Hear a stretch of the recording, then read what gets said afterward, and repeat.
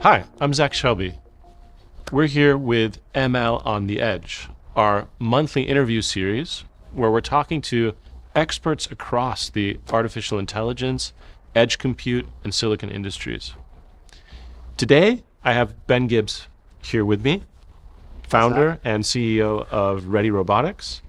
Hey, Ben, welcome. Hey, Zach. Thanks for having me. We're here at the intersection of kind of a new revolution in data in the robotics space.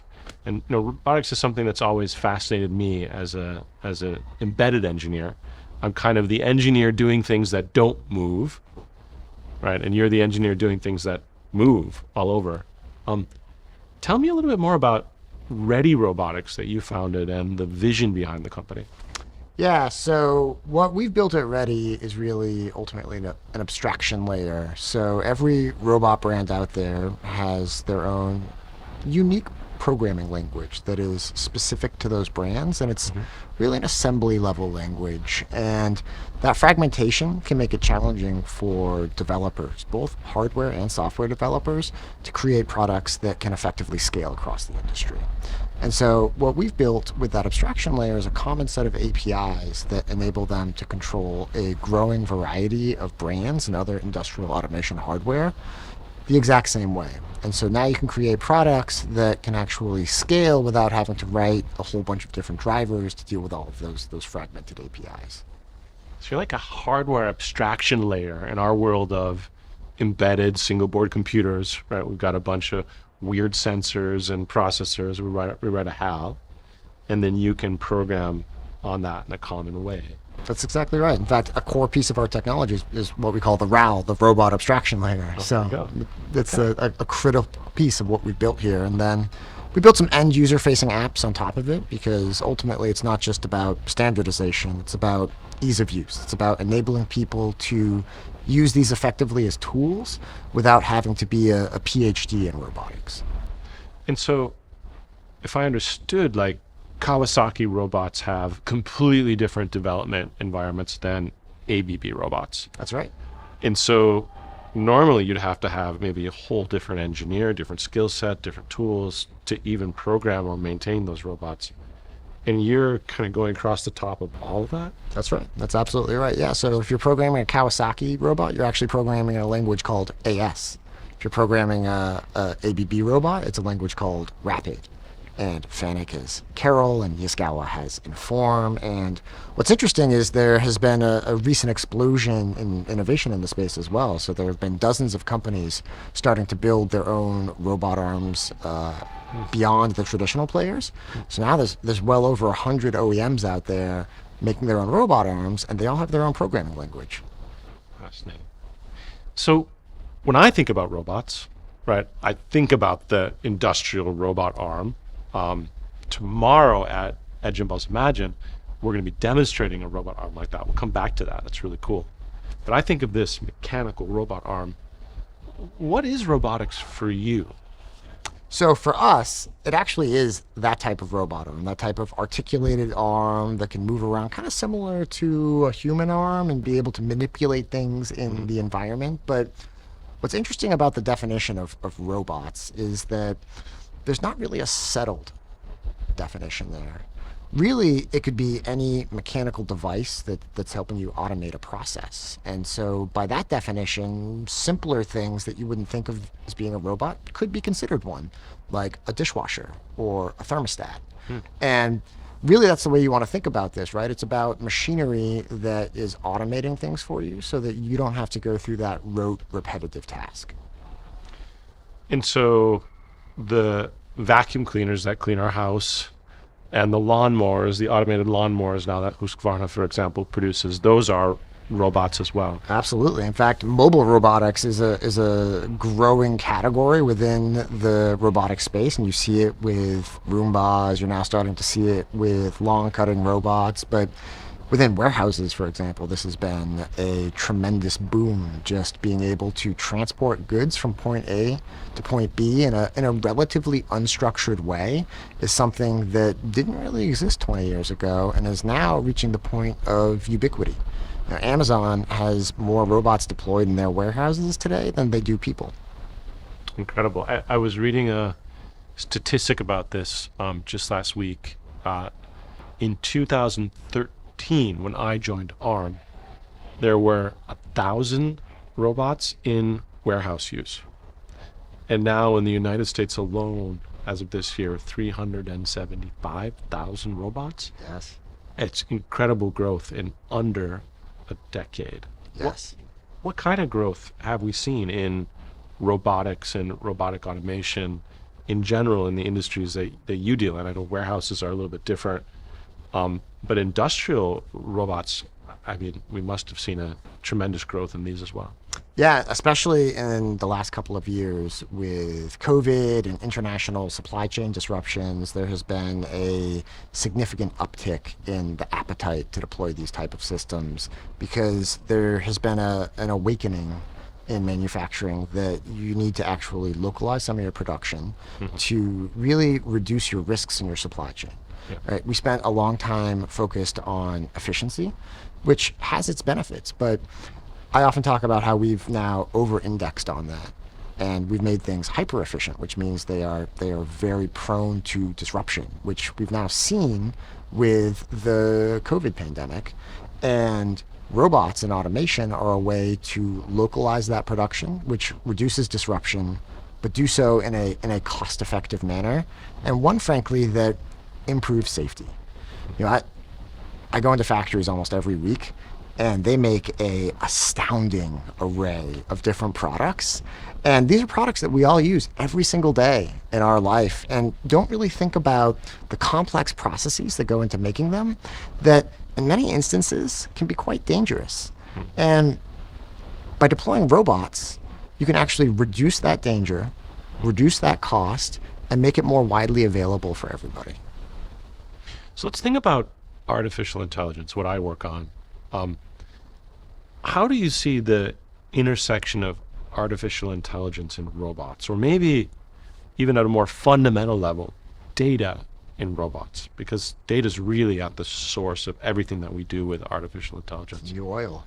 Yeah, what is data helping us solve, or the most urgent problems that we're seeing in robotics that data can help us solve?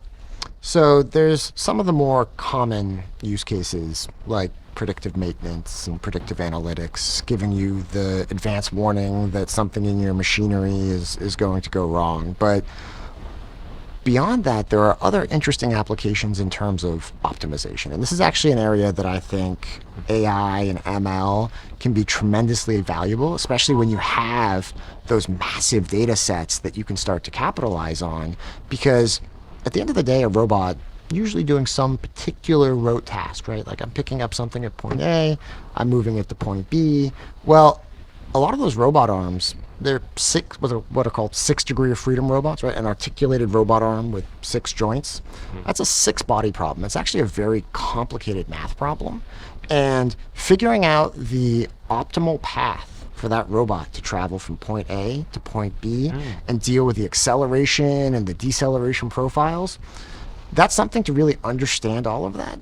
You need to be a PhD roboticist. But by being able to more effectively deploy AI and ML algorithms, you can have someone that isn't a PhD roboticist teach a robot that task, and then as you gather that data, use it as a way to optimize those tasks. And by reducing that cycle time, that means now you can get more value out of those systems because you can produce more stuff in the exact same amount of time. And if you're in a production environment that is running 24/7, which is what a lot of these factories strive for, that means that you literally can never make up any lost time because you're running 24/7. So every second you can squeeze out of some task is precious. Amazing. So AI for the optimization of the robotic cycle implementation is really interesting. I've never thought about it like that. I understand the predictive maintenance side really well. We can detect when joints are wearing, when maybe something's in the way of an arm, it's hitting something that it shouldn't be. That's right. Human safety is somebody touching the robot, could be a very fast thing, or anybody in the area of an industrial robot that we want to flag, because that could slow down production horribly if somebody gets injured. Absolutely right. is that really that efficiency that everything's driving towards in the end is making that manufacturing process more efficient. Yeah, and that's really what it's all about, right? Is being able to squeeze more efficiency out of these operations, get more value out of these assets that are quite long-lived assets. Like you can extract a lot of value over them over time as you start to optimize those processes. What about computer vision? We deal a lot with computer vision in addition to sensors. How do you see computer vision making its way into robotics?